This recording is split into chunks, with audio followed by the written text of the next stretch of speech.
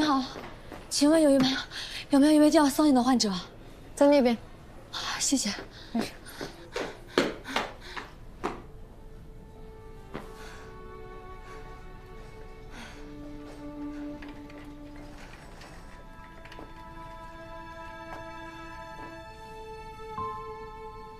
除了手掌缝了8针之外，肚子的伤没事吧？没事了。那就这样，回头有什么新的情况再联系我们补充。好，辛苦了。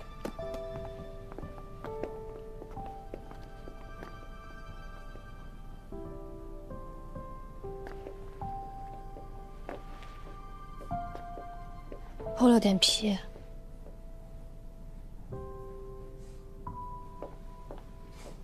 缝了8针。你不关心我就算了，还凶我。你为什么要去抓他？怎么了？我还做错了？你看到他直接报警不就好了吗？那他要是跑了，就你会见义勇为？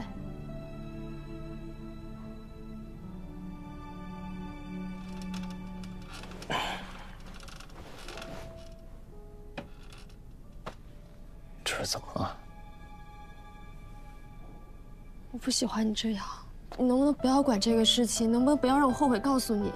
每天好好上班，好好下班，平平安安回来不行吗？这些事情我都已经不在乎了。就算我想让车信德在牢里坐一辈子，但是这些想法都抵不过你半分丝毫。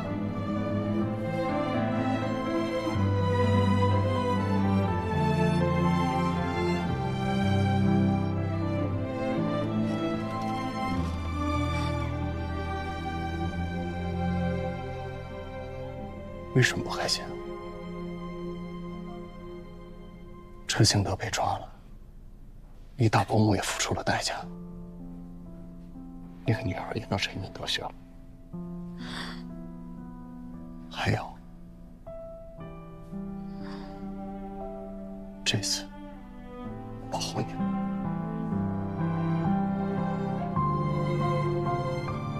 我其实非常在意，我在意透了。当时说不缠着你就不缠着的事，我在想，我一个大老爷们那么要面子干什么？就这点破事儿，我跟你计较这么多年干什么？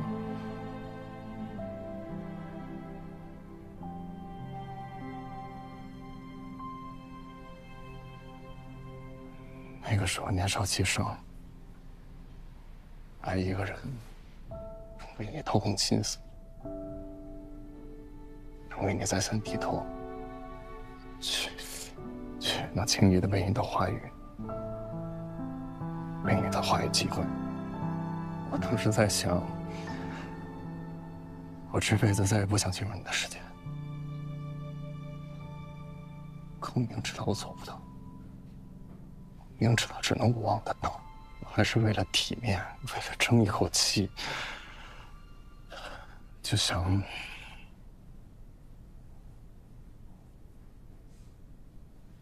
我绝不能再成为主动的那一方。但我后悔了，我后悔了。为什么2年的时间里，我只在乎我自己是情感里卑微的那一方？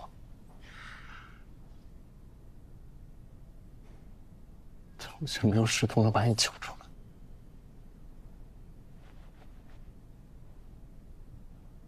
我都没能发现你藏得严严实实的伤痛和绝望。别说了，这些本来就是我的问题。不是你的问题，是车兴德那个人渣的问题。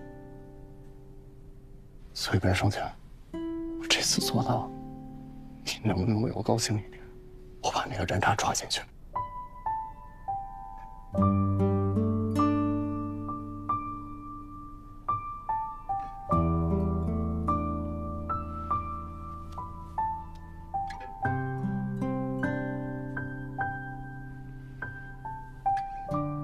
能不能别哭了？缝针疼的不应该是我吗？你哭成这样，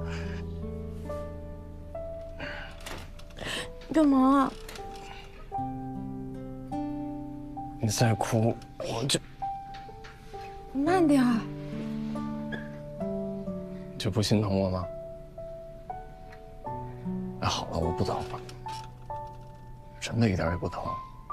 流动资金全部转到国外去，我们到国外继续研发。我们账上1分钱都动不了，我们能顺利出境就不错了，您就别再想研发的事情了。马上联系图 A0实验室的负责人，让他们派人来中国。结果实验室里还剩下的或者血清都可以向他们出售。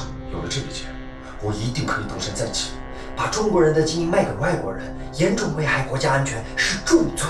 我不知道啊，要不是走投无路，我会铤而走险吗？所有的事你都参与了，你以为你多大要干系吗？我知道了，我现在就去联系。谁？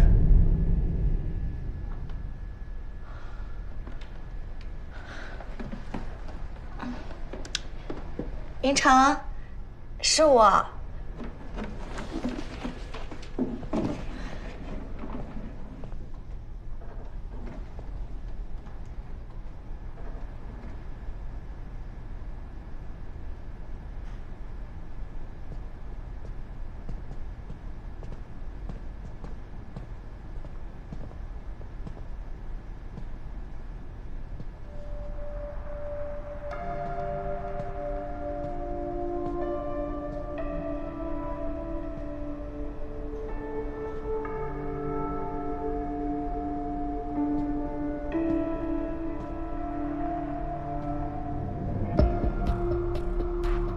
小冉，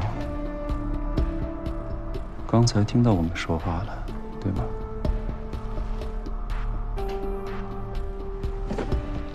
云城，你带我一起走吧，我愿意为了你放弃一切。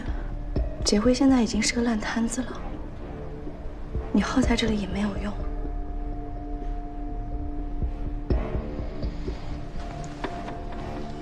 小冉，上了这条船就没有回头路了，你要想好了。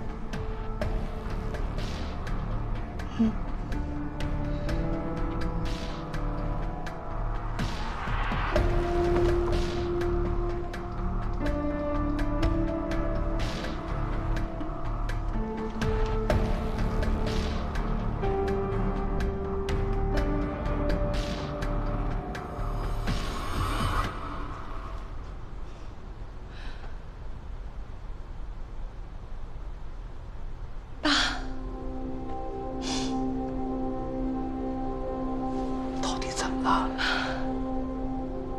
云城一直在骗我，他说新药是在您的成果基础上研发出来的，是 SGQ39的升级改良版，实际上是仿制国外的违禁药。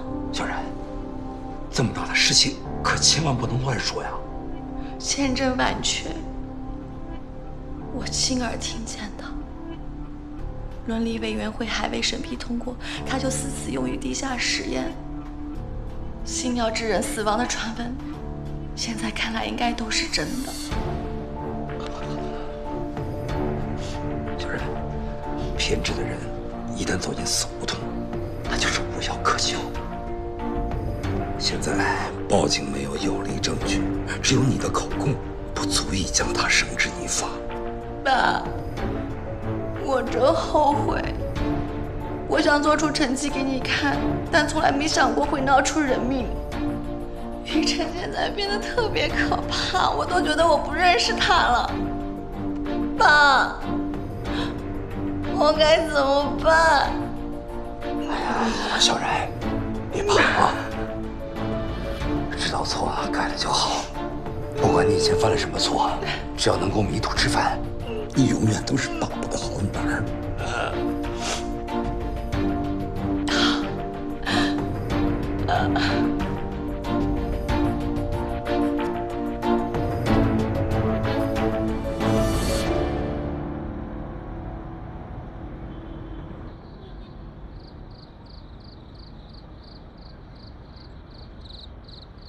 这么晚叫我出来有事吗？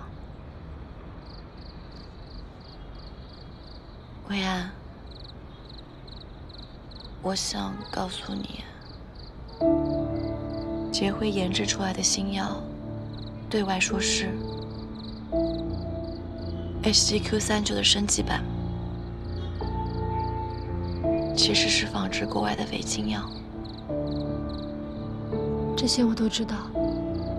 他给我姑姑吃的药，我们已经分析出了成分，交给警察了。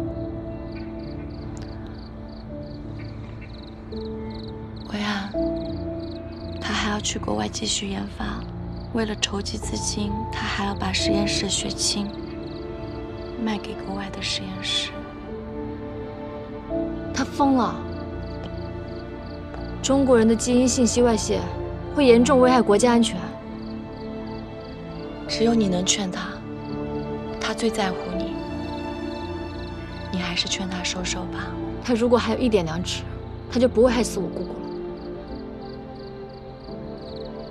那现在应该怎么办呢？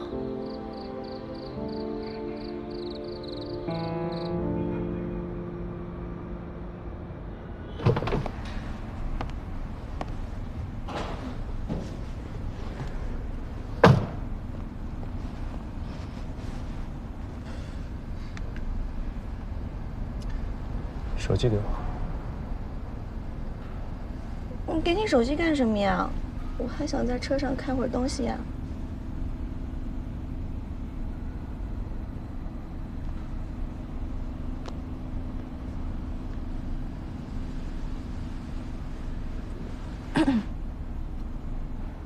去机场前，我们要去一个地方。去哪里呀？不该问的别问。嗯。开车吧。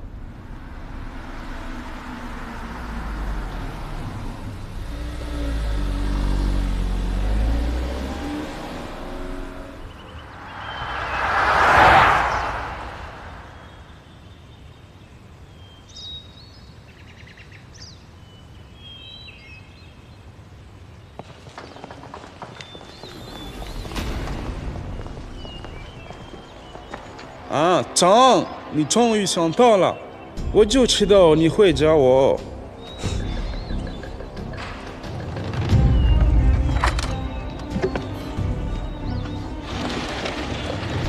杰辉名下实验室的所有血清样本全在这里，市面上你想买都买不到。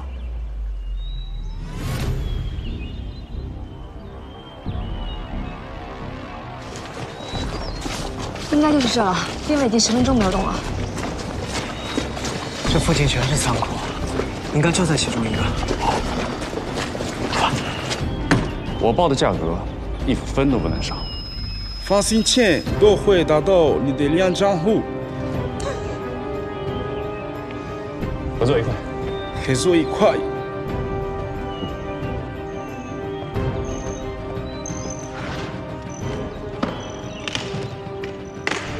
怎么了？没怎么，有点晕车，头好痛啊。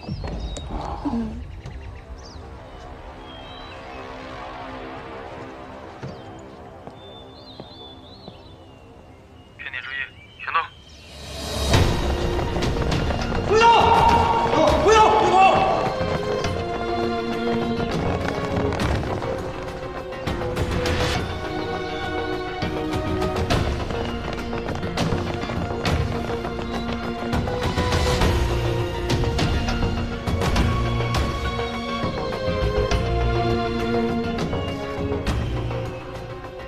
云山，云城，对不起，你不能再错下去了。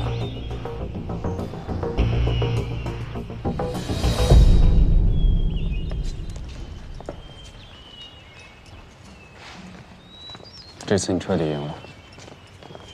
杜云城，你永远都是从别人身上找原因，从来不反省你自己。你把中国人的人体生物样本卖给外国人，这严重危害国家安全，这是重罪。一群罕见病患者的血清，在我手里起码能卖个好价格，在别人手里只会当垃圾扔了。优胜劣汰，适者生存，有些人是活不下去的。牺牲一部分，没什么可惜啊。你怎么会说这样的话呀？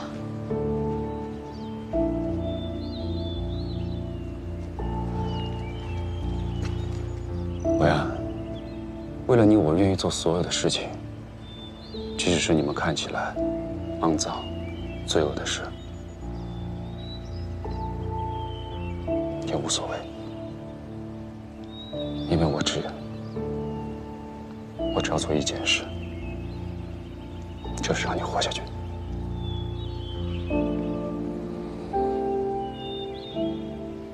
顾云峥，现在你满意了？你偷走了我的幸福，我的家庭，我的童年。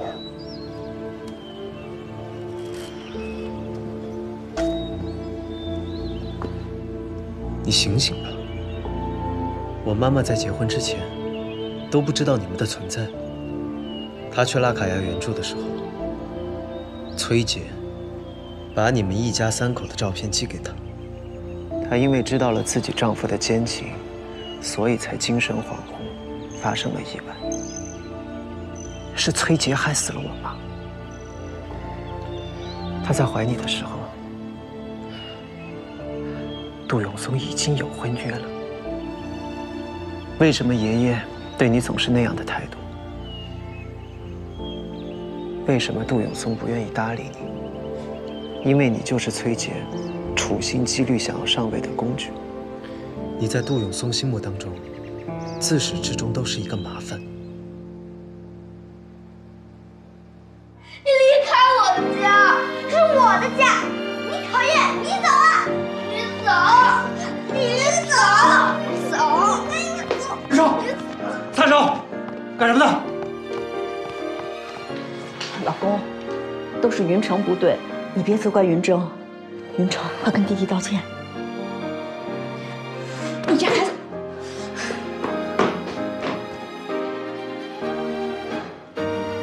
云城，妈妈向你道歉，妈妈刚才不该打你的。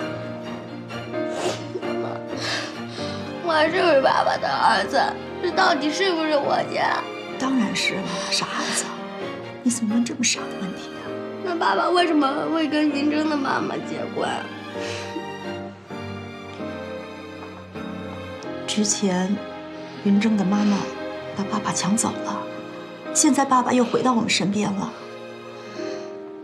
大人的事很复杂的，你只要记住，你是爸爸的亲儿子，我们才是一家人就行了，知道吗？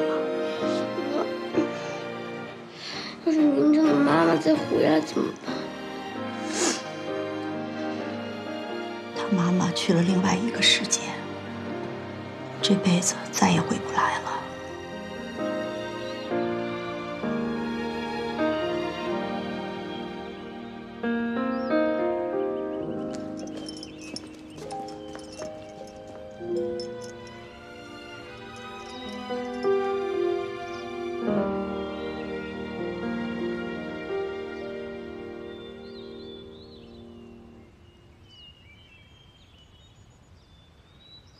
被告人杜云城非法走私人体遗传资源，非法生产违禁药品，并致人死亡，情节特别严重。根据《中华人民共和国刑法》第141条、第334条，本庭宣判：处以有期徒刑15年，并没收个人全部财产。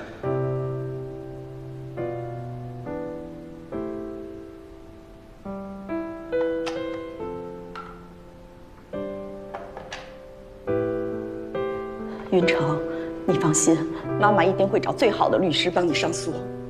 不用了，我犯了罪，应该受到法律制裁。没有你，你让妈妈怎么活呀？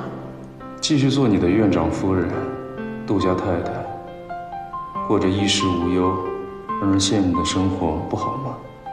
你怎么能这么想我呢？我所做的一切不都是为了你吗？当年给远在拉卡亚的顾星辰寄全家福，也是为了我吗？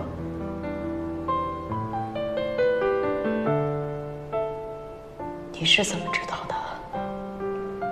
我从小到大都不明白为什么爸爸和爷爷偏爱顾云峥，不管我再怎么努力，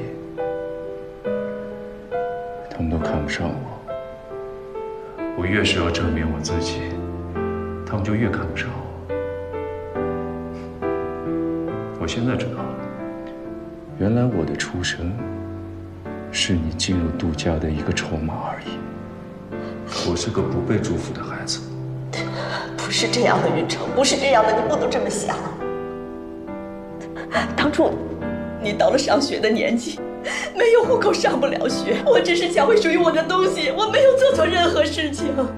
杜永松为了一个门当户对的顾星辰抛弃了你，你为什么要生下我？为什么要让那个自私自利的人做我的父亲？你是真的因为爱我，还是因为要满足你那个嫁入豪门的虚荣心？妈，你累不累啊？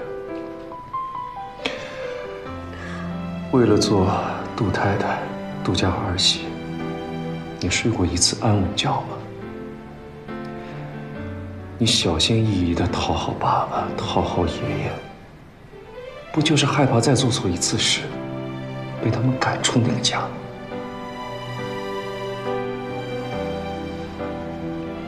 妈，我今天变成这个样子，难道不是你和杜永松造成的？不是的，云城，不是的，你听妈妈解释。云城，云城，你听妈妈解释。云城，云城不是这样的。云城，你听我解释啊，云城，不是这样的。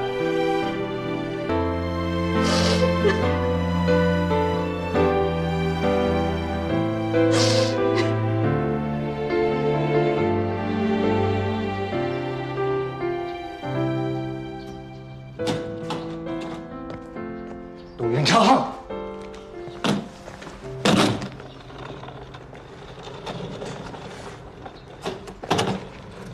杜云城，现在是什么情况？判了15年，他怎么能干出这么丧心病狂的事？我们杜家几代的声誉就这么毁在他手里了，这种人根本不配做我的儿子。不是他不配，是你不配做他的父亲。你在说什么胡话？云城说的对，你是一个极度自私的人，儿子都判刑了，你想的还是杜家的声誉。不是我的，强求只会遭到报应。不管你信不信，当初害死顾星辰不是我的本意。出事之后，我也常年活在自责和内疚里。云城能有今天，都是我咎由自取。我们都要对自己的错误负责。从今天起，我会离开你。离开这个家。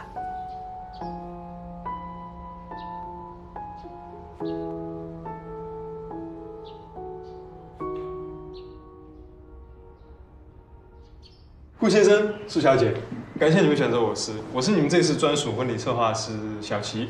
这3年来，其实我也为很多新人都打造他们的主题婚礼，所以说这一次呢，你们2位一定有一个毕生难忘的体验。就是我所设想的这些元素，在你们这边全都可以实现，是吗？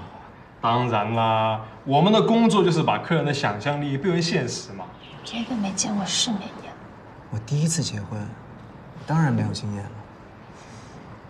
难道你还见过什么不为人知的大世面？别瞎说。2位是怎么认识的呀？有没有什么特殊的故事可以分享一下？他暗恋了我8年。哪有8年啊？怎么有8年？哎，苏小姐，重点是暗恋啦。暗恋是一个很美好的情愫哎。哦，你们是医生啊，可以试试我们这边的医院主题婚礼。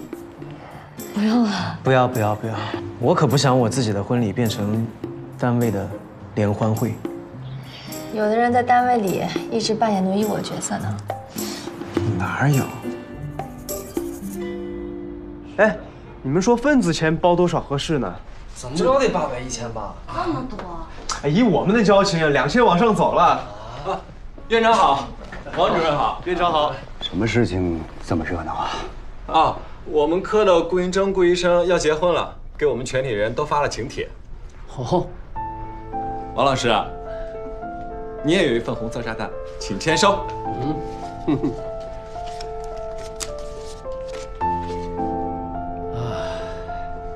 哎，这不是大喜事吗？顾云峥人呢？为什么不亲自交给我呀？顾老师说有一些话不好当面开口，让我叮嘱你啊，这红包务必要包大一点。放心吧，我这个做老师的呀，红包肯定比你们的都大啊。有没有杜院长的红色炸弹呀？小顾有没有托你们转交啊？没有。啊，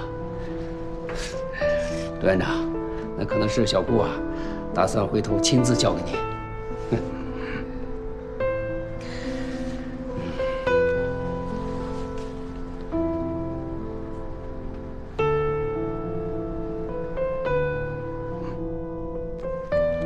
你们先忙，你们先忙吧。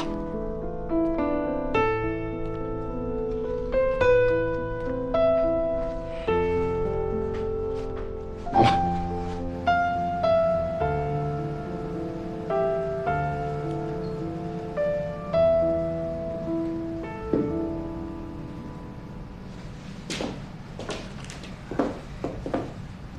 王老师说，杜院长，你有事情找我，您就长话短说吧。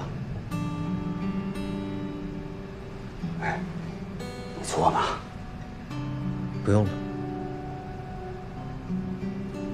是这样的，就是你以往的履历，无论是授课带教、临床实践、业绩成果，还是发表的论文专著，早就够评郑教授了。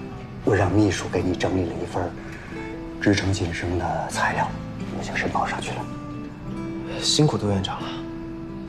不过，升不升教授，其实我没有那么在乎。王焕忠都在审批上签字了，我这儿就更不用提了。所以你的申报很快就会通过。我叫你过来就是想把这个好消息告诉你。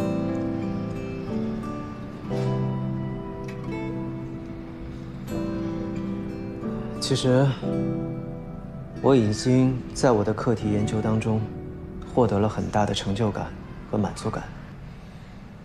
比起这种成就，什么薪资、职称、职位，已经没有那么重要了。就像我的未婚妻，她虽然是一个小小的研究助理，可是她也可以在顶刊、有高影响力的 SCI 一族，我为她感到骄傲。其实我看到你发给院里同事的请柬了，你们是打算结婚了吧？是啊。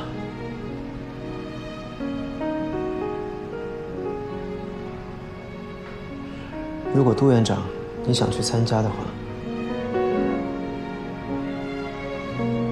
恐怕会有些尴尬。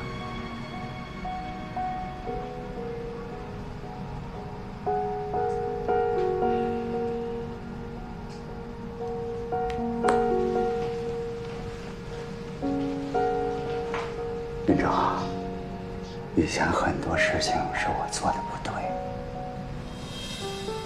其实我心里已经能够接受小苏了。可是我暂时还接受不了您。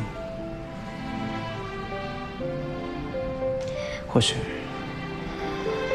以后很长一段时间都接受不了。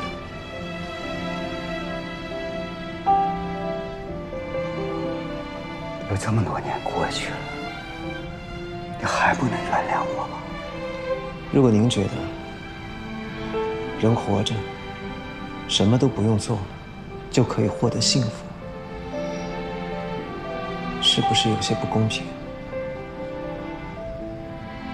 尤其是对于死掉的人。院长，你能原谅如果杜院长没有什么其他的事情，我就先走了。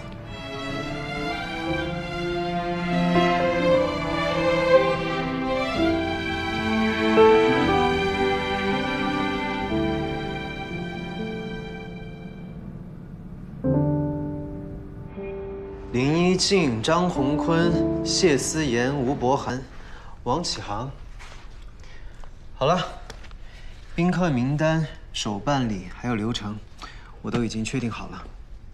你还有没有什么想法？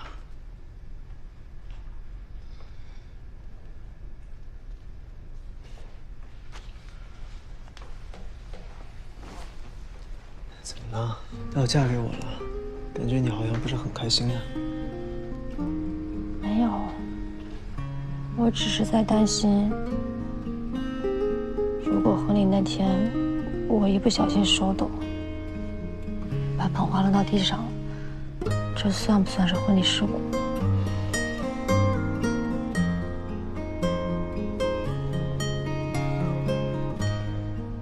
只要你愿意嫁给我，什么都不算事故。很多年后想起来，都是美好的故事。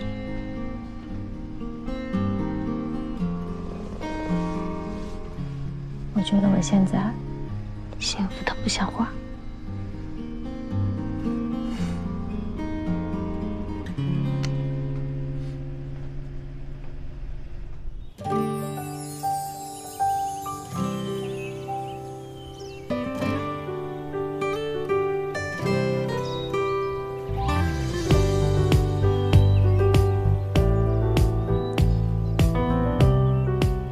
怎么还没来啊？着什么急啊？这不是快了吗？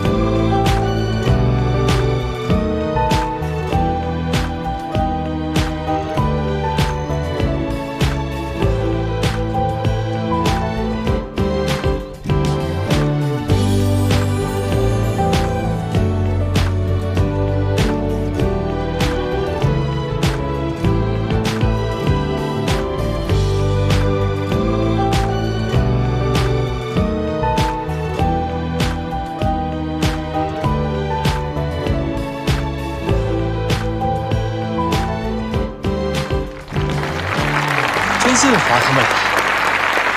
瞧把你高兴的，这下我了个心愿吧。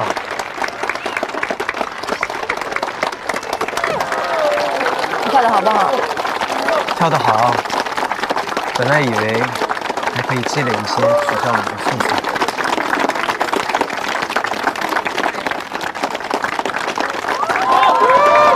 走吧。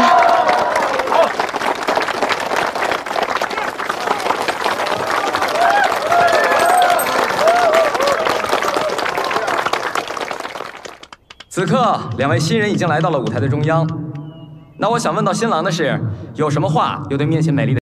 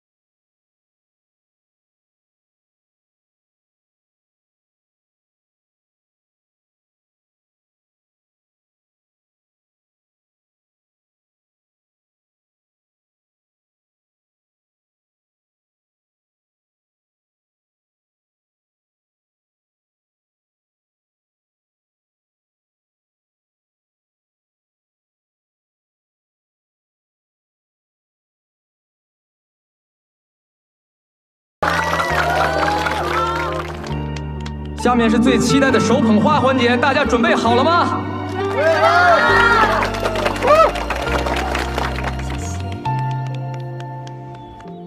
今天我想搞一个特殊，我想把我手上这一束捧花送给我的母亲赵美兰女士。你送给我了。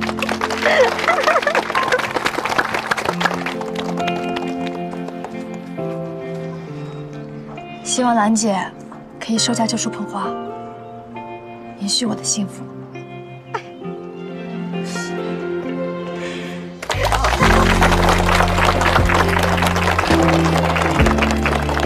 赵叔，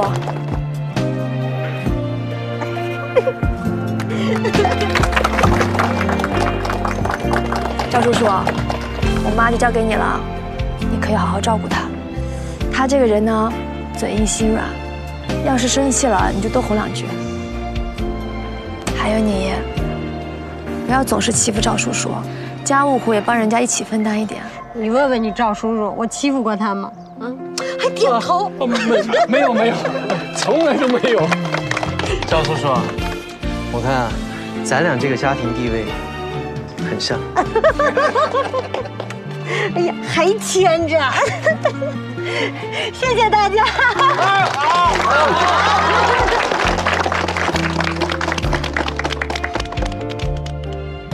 云哲，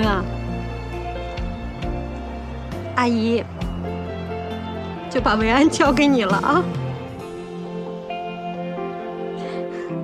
这嫁女儿的话都被你一个人说光了，我都没词儿了。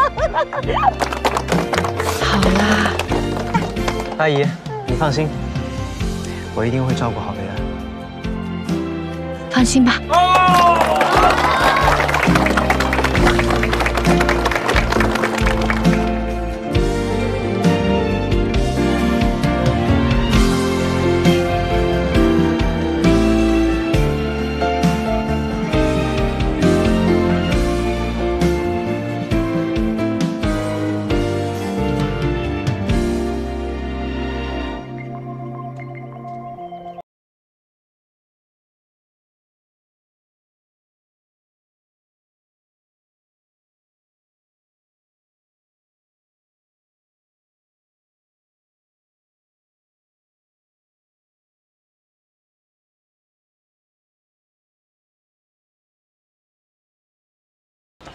罕见病国际科研学术大会第一次在华人召开，大咖云集，听到就是赚到。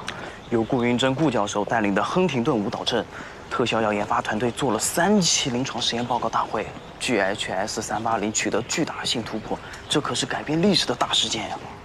顾教授就是那个为爱改变研究方向，从零开始研究亨廷顿舞蹈症的帅哥教授吗？为爱治愈不治之症，看看他们，这是什么神仙爱情呀？据说呀，当时研究舞蹈症最厉害的不是顾教授，是师娘。要说这个师娘啊，比顾医生还要传奇呢。本科学历却发表过不止1篇高影响因子的 SCI 遗作。师娘本身就是舞蹈症患者，当时她就是 GHS380第1个被试。若不是她，我们不可能有这样的突破性发展。我也好想成为像她一样勇敢的医生啊！快开始了，走吧，走吧，走吧。哎，走吧。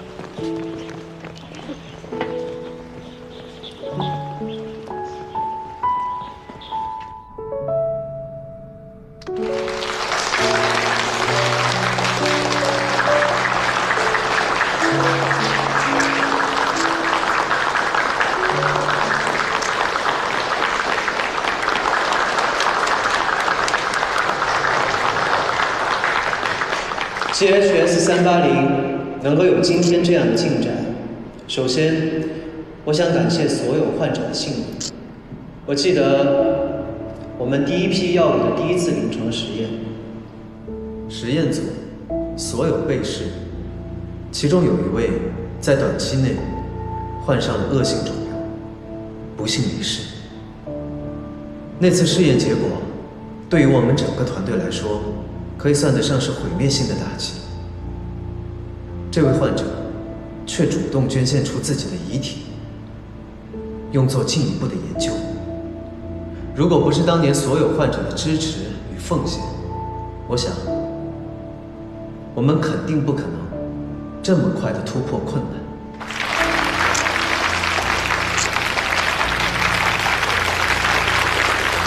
经过整个研发团队的不懈努力、辛苦奋斗 ，GHS380在改进之后，终于通过了3期临床实验，被批准上市，用作早期亨廷顿舞蹈症的治疗，作为世界范围内首个被批准上市、针对亨廷顿舞蹈症治疗的基因编辑类药物。我们也感谢可以获得各个国家级的基金、奖项他们的资助与肯定。这些看似重大的研究成果，其实只是整个医药科研进程当中很小很小的一步。每一个看似重大的科研成果，都离不开很多人背后辛勤的付出。是他们所有人的付出，才让我们可以触及到上天赐给我们的那束光。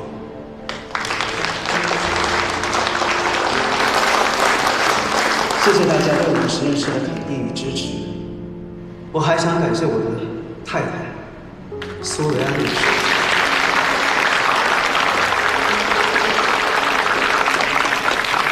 像你这样的场合，苏医生怎么没来呀？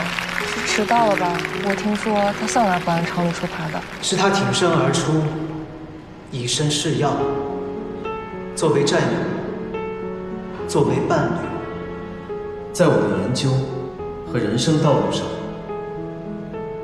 不断地给予我力量。最后，我还想感谢所有勇敢的患者，感谢你们从未放弃过与亨廷顿舞蹈症的斗争。这扇希望之门是属于你们所有人的。